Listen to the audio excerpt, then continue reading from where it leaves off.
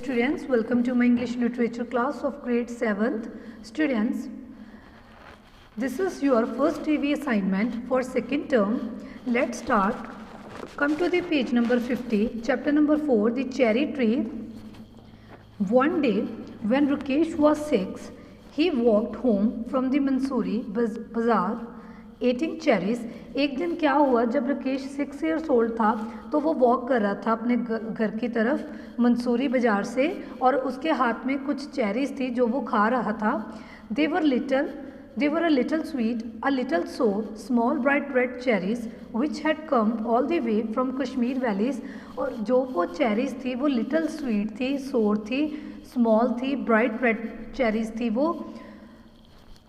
और वो जो चेरीज थी उसके हाथ में जो वो खा रहा था वो सारी कहाँ से आई थी? कश्मीर वैली से.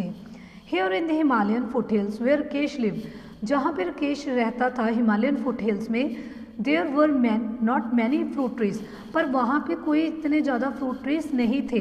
द सॉइल वाज स्टोनी, जो सॉइल थी वो इतनी अच्छी नहीं थी, इतनी फर्टिलाइजर सॉइल नहीं थी. And the dry cold winds stunted the growth of most plants, और जो ड्राई सॉइल थी, ड्राई कोल्ड विंड थी, हवा थी, वो ठंडी हवा थी, उसकी वजह से जो प्लांट्स थे वो ग्रो नहीं कर पा रहे थे. The dry cold winds stunted the growth of most plants, but on the more sheltered slopes there were forests of oak and deodar. पर क्या हुआ, वहाँ पे उस माउंटेन में जो फॉरेस्ट, वहाँ पे जो फॉरेस्ट था उसमें जो माउंटेन्स थे उसके स्लोप्स के ऊपर ओक और देवदार के ट्रीज लगे हुए थे. Rakesh lived with his grandfather on the outskirts of Mansoori, just where the forest began. जो राकेश था वो अपने ग्रैंडफादर के साथ रहता था मंसूरी में, जहाँ से वो फॉरेस्ट शुरू होते थे, स्टार्ट होते थे. His father and mother lived in a small village 50 miles away, पर उसके जो फादर मदर थे वो 50 miles की दूरी पे रहते थे. और जो राकेश था वो अपने फादर के साथ मंसूरी में रहता था. Where they grew maize and rice and barley in narrow terraced fields on the lower slopes of the mountain. जो उसके पेरेंट्स थे, मदर एंड फादर, वो वहाँ पे जहाँ पे रहते थे वो वहाँ पे मेज़ को ग्रो करते थे, राइस और बार्ले को. But there were no schools in the village, पर उनके वहाँ कोई स्कूल नहीं था. And Rakesh parents were keen that he should go to school, पर राकेश के जो पेरेंट्स थे वो बहुत इंटरेस्टेड थे कि वो स्कूल में जाए. As soon as he was of school ageing they sent him to stay with his grandfather in Mansuri.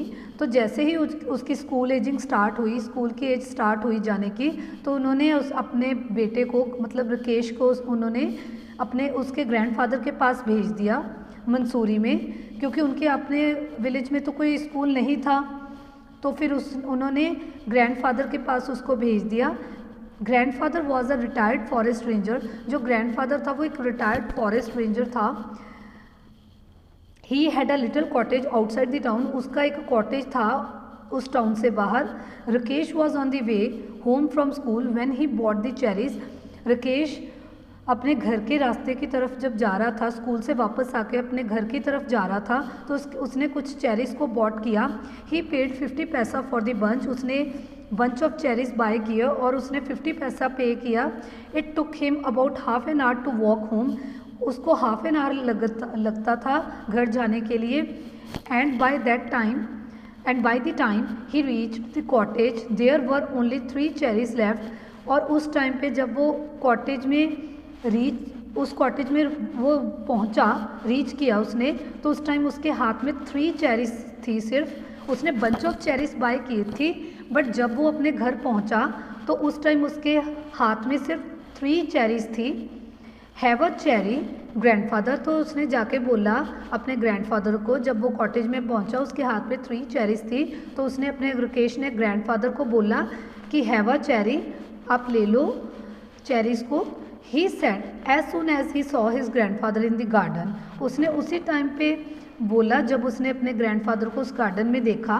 Grandfather took one and Rakesh promptly ate the other 2. Grandfather ने एक उठाई, 3 चेरीज थी, ग्रैंडफादर ने एक उसमें से उठा ली और जो बाकी की थी वो राकेश ने एट कर ली।